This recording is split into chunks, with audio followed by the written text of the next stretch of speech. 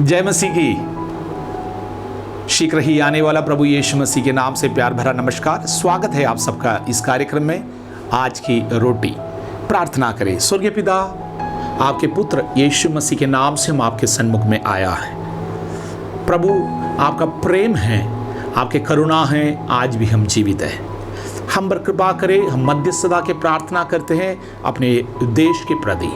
प्रभु जी, हमारे अधिकारीगण, हमारे हालिया समसृष्टि, वो प्रभु ये हमारा कर्तव्य है। हम जीवित परमेश्वर के नाम से हमारे देश के लिए मध्यस्थता करें। जिसको चंगाई की ज़रूरत है उन्हें चंगाई कर दे। जिन्हें परमेश्वर छुटकारे की ज़रूरत है आप छुटकारा प्रदान करें। हमारा प्रार्थना यही है प्रभु, प्रत्येक लोग अपने आत्मा के उद्धार के प्रति जान जाए और जीवित परमेश्वर से भेंट करे। बिना हालेलुया उद्धार को जाने हुए एक भी व्यक्ति संसार से आमीन प्रभु नहीं जाने पाए। हमारे प्रभु हालेलुया प्रिय लोग जो इस महामारी के समय पर जो सेवा में लगे हुए हैं, जिसके कारण उनके जीवन में खतरा है, उनके परिजनों में खतरा है, परमेश्वर प्रभु करुणा करे, उन्हें सुरक्षित रखना। प्रभु जी हालेलुया जो लोग भयभीत है, प्रभु आपका शांति उनके जीवन में हालेलुया निरंतर बने रहे। धन्यवाद हो। आपके वचन से हमसे बातचीत करें यीशु मसीह के नाम से, आमीन। आज के मनादी के लिए हम एक वचन पढ़ेंगे, कुलुस्सियों के पत्री 3 अध्याय के पहला वाक्य। सो जब तुम मसीह के साथ जिलाए गए तो स्वर्गीय वस्तुओं की खोज में रहो। एक आत्मिक व्यक्ति से जब हम पूछेंगे स्वर्ग में आपको क्या मिलने वाले हैं, अनेक लोग ये बात नहीं जानते हैं। एक छोटा सा बच्चे से हम पूछे कि आप स्वर्ग में जाना चाहते हो नरक में, वो जरूर उत्तर देता है वो स्वर्ग में जाना चाहते, लेकिन उनको मालूम नहीं है स्वर्ग में होता क्या है। इतना मालूम है स्वर्ग एक अच्छा जगह।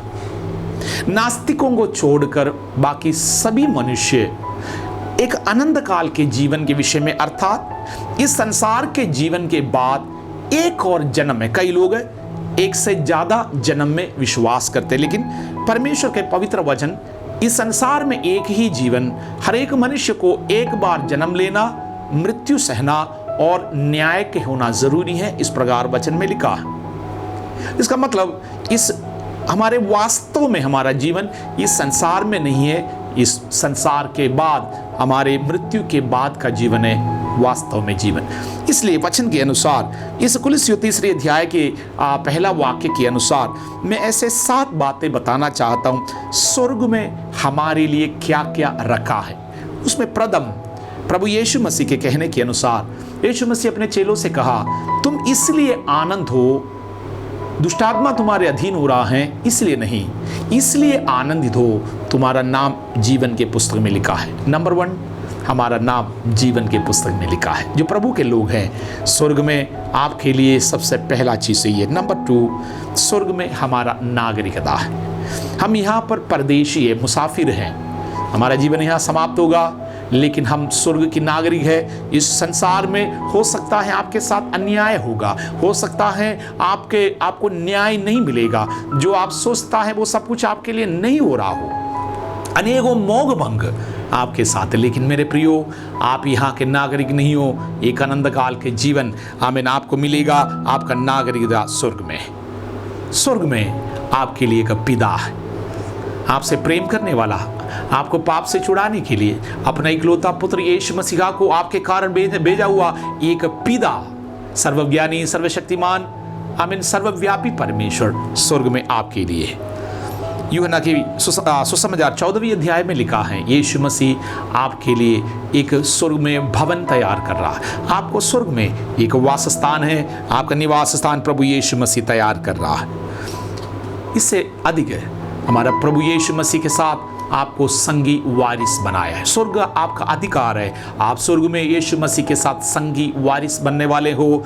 यदि आप इस पृथ्वी में, इस संसारिक जीवन में, छोटे से जीवन में अगर आप विश्वस्त रहेंगे, प्रभु के कहे हुए वचनों के अनुसार, विधियों के अनुसार एक जीवन व्यतीत करेंगे, तो स्वर्ग में आपके लिए धन घटा किया हुआ है। यीशु मसीह ने अपने चेलों से कहा, इस संसार की वस्तुओं में, नाश होने वाला वस्तुओं की प्रति नहीं, स्वर्ग में आप अपने लिए धन बटोरो।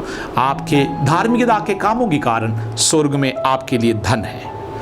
और आपका उद्धारकर्ता यीशु मसीह। 7वीं पॉइंट है ये, आपके उद्धारकर्ता यीशु मसीह स्वर्ग में आपके लिए हैं, वो इंतजार में है, वो शीघ्र ही आने वाला है।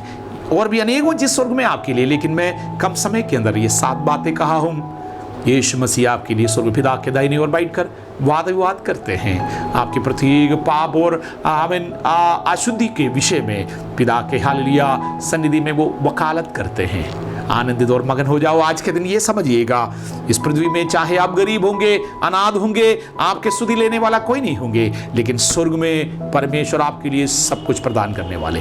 धन्यवाद परमेश्वर इन वचनों के द्वारा हमारे हृदयों को और मजबूत करने की सहायता करे। आज के दिन हमारे लिए आशीष रहे, यीशु मसीह के नाम से आमीन।